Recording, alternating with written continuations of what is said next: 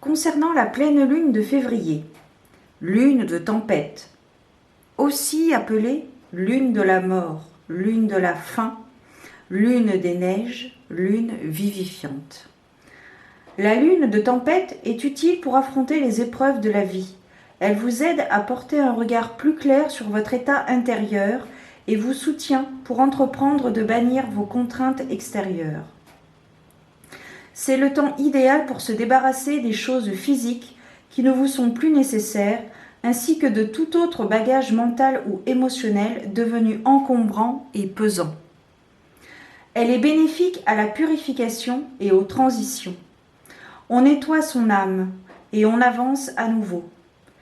Elle est propice aux rituels de guérison, est également favorable à l'acceptation des erreurs passées. La pleine lune des tempêtes aura lieu le 24 février à 13h29, heure de Paris. Les mots-clés: hypersensibilité, ancrage, guérison, idéal. Focus sur Mercure, maître de la Vierge et des Gémeaux. Représente la communication, la parole, les écrits, de la connaissance et de l'intellect. Neptune, maître des Poissons, représente l'intuition, l'imagination, le rêve, la spiritualité, etc. Dans l'axe Poisson-Vierge, cette pleine lune nous demande de travailler sur notre ancrage afin d'éviter que nos rêves restent à l'état d'illusion.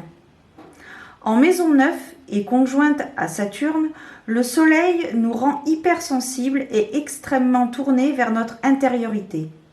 Il faudra tout le pragmatisme et l'ancrage de la Vierge où séjourne la Lune pour nous aider à garder les pieds un peu sur terre. Mars et Vénus s'enlacent en maison 8, Pluton marquant le tempo. Un temps de crise salutaire pour comprendre ce qui ne fonctionne plus et permettre de créer un nouvel équilibre entre action et émotion, entre réalité et illusion, entre le masculin et le féminin présent en chacun de nous, et faire valser au loin les anciens schémas pour un nouveau pas de danse plus harmonieux. En magie, cette pleine lune est porteuse de force et d'espoir, même si, dehors, le froid est au plus mordant. Les rituels de guérison et de courage, les sortilèges liant des vœux, les bouteilles de protection et les bains de purification feront merveille sous la lune des tempêtes. Correspondance: bougie bleue, verte, marron. Éléments eau et terre: les pierres, la labradorite, l'aventurine verte, le bois fossilisé. Les plantes: bergamote, fenouil, mandragore, frêne. Encens: myrrhe, lavande, élimie des Philippines.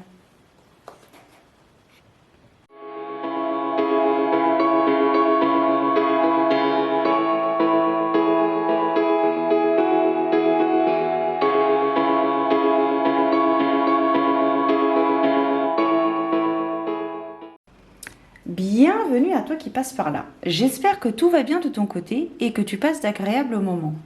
Alors on se retrouve pour une nouvelle vidéo de voyance, guidance, prédiction ciblée sur la pleine lune en Vierge, sachant que ce n'est pas ciblé sur le jour même de cette pleine lune, à savoir le 24 février, quelques jours avant, quelques jours après. Voilà. Je te précise avant de débuter cette vidéo qu'elle est générale, donc elle ne parlera pas à tout le monde. Il faut vraiment que cela résonne en vous par rapport à la situation que vous traversez actuellement. Sachez faire la part des choses, c'est très important. Si ça ne vous parle pas, eh bien, je vous invite à aller voir d'autres vidéos qui résonneront peut-être plus en vous. De plus, elles sont intuitives puisque parfois je peux aller au-delà de la symbolique de la carte. Et donc, nous allons débuter cette voyance, guidance, prédiction avec un arcane majeur. Nous allons voir quelle est l'énergie dominante qui va présider, si je puis dire, cette pleine lune en Vierge. Oh, c'est intéressant. On a la carte de l'amoureux.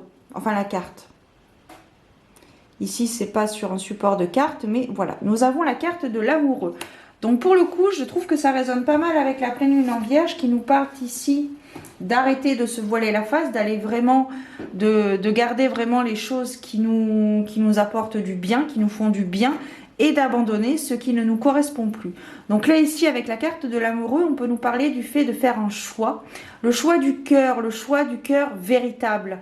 Votre choix qui vous appartient à vous uniquement et pas forcément aux autres. Faire le choix pour ne pas faire plaisir aux autres. Faire le choix pour vous faire plaisir à vous. Un choix intérieur, un choix véritable. Un choix authentique. Alors, nous allons ensuite poursuivre avec à droite, donc. Nous allons voir un petit peu quels sont les éléments prédictifs qui sont susceptibles de se produire. On va commencer avec 3 cartes, on va voir après par la suite. Alors, nous débutons avec l'esprit de l'abeille. Vous voyez, une carte très encourageante qui nous parle de résultats positifs, de succès peut-être à venir. On vous rappelle d'être dans l'instant présent, de croire en vos projets, même s'il y a des personnes qui vous disent que ça ne marchera jamais, tu devrais faire ceci, tu devrais faire cela.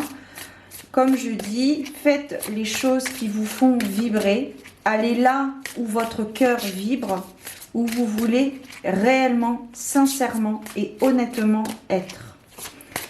Mais il se peut que des projets aboutissent de façon positive, avec peut-être, comme je te disais auparavant, des succès.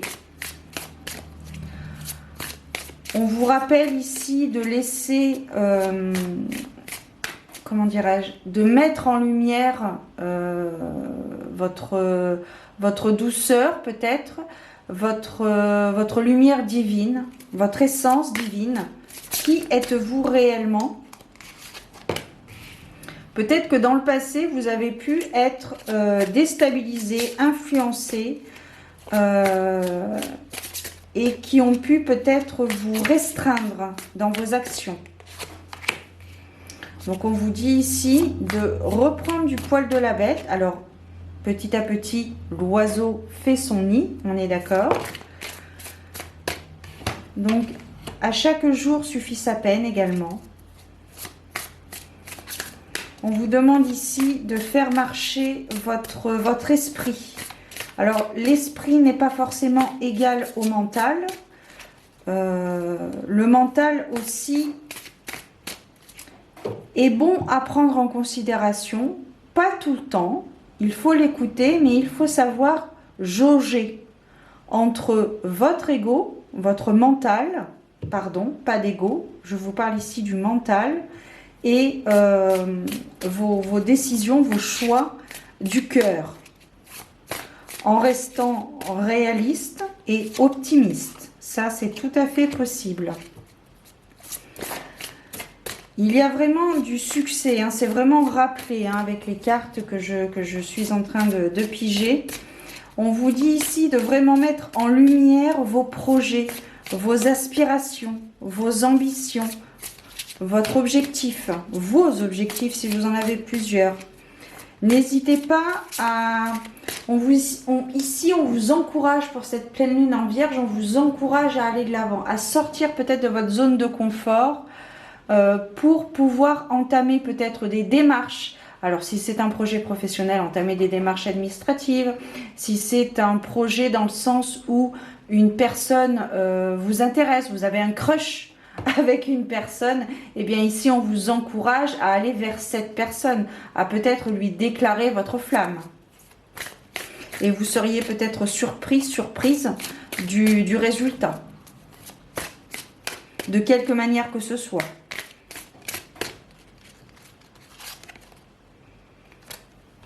Il y a aussi cette notion d'observation,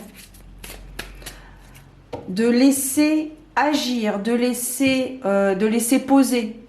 de laisser poser, comme quand on pose une couleur, quand on va chez le coiffeur ou quand on fait la couleur chez soi, de laisser poser un temps, et bien là c'est pareil. Peut-être vous mettre en action et laisser poser un petit peu pour voir les résultats escomptés. Donc il y a cette notion d'action, d'attente. Il y a vraiment des personnes qui sont vraiment sur le point d'aboutir à des projets. Alors, c'est vrai qu'en ce moment, je ressens beaucoup la peur de l'inconnu, notamment par rapport aux guidances que j'ai pu vous faire précédemment concernant le mois de mars, par rapport aux éléments, par rapport aux 4 éléments. Il est souvent ressorti cette peur de l'inconnu, la peur de sortir de votre zone de confort, et donc de rester justement, de vous limiter peut-être dans vos actions, dans votre potentiel, alors que finalement, votre potentiel est peut-être plus important que ce que vous pensez. On me parle de choses concrètes dans l'action. Donc là, pour cette pleine lune en Vierge, il est question d'être dans l'action.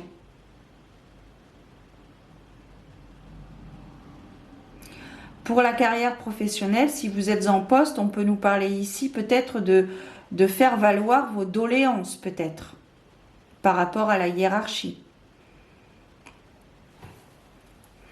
Mais il y a, voilà, action, évolution, concret, de faire les choses concrètement dans la matière.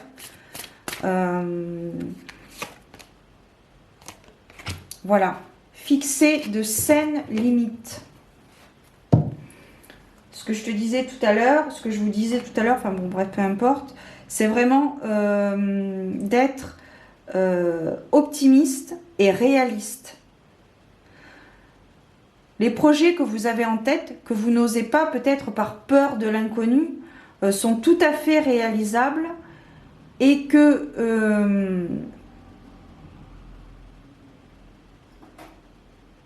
ce que vous pensez être est inférieur à ce que vous êtes réellement. Je ne sais pas si j'arrive à bien me faire comprendre. N'hésitez pas à me faire part de vos commentaires, de vos retours en commentaire. Il y a cette notion, dans le passé, vous avez peut-être, oui, comme je disais tout à l'heure, peut-être influencé ou peut-être que vous vous êtes tu. Vous avez peut-être subi certaines choses qui vous ont, avec le temps, mis en position peut-être quelque part de soumission. Et là, justement, on vous demande d'être dans l'action, de reprendre du poil de la bête. C'est peut-être un travail que vous avez commencé depuis un certain temps. Et là, pour cette pleine lune en Vierge, dernière quinzaine de février, on vous demande vraiment de vous mettre en lumière. Alors, pas forcément ici, c'est pas forcément le fait de se mettre sur un piédestal. Hein. On ne vous demande pas ça, on vous demande d'être qui vous êtes réellement. Que voulez-vous faire? Que voulez-vous être réellement?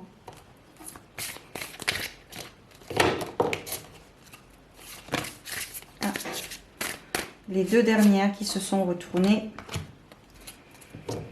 Ok, c'est incroyable quand on fait des tirages comme ça que les paroles s'unissent aux cartes qui ressortent plus tard.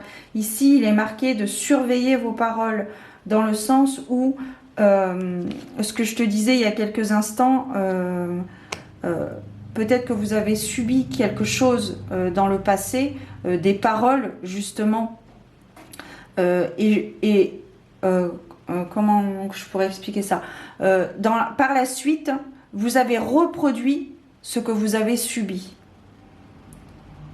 Et là, peut-être que justement, depuis quelque temps, vous travaillez justement sur le fait de ne pas faire comme on vous a appris, mais de faire comme vous êtes vous, à l'intérieur de vous, de votre essence divine, de votre cœur véritable, de votre âme, réellement.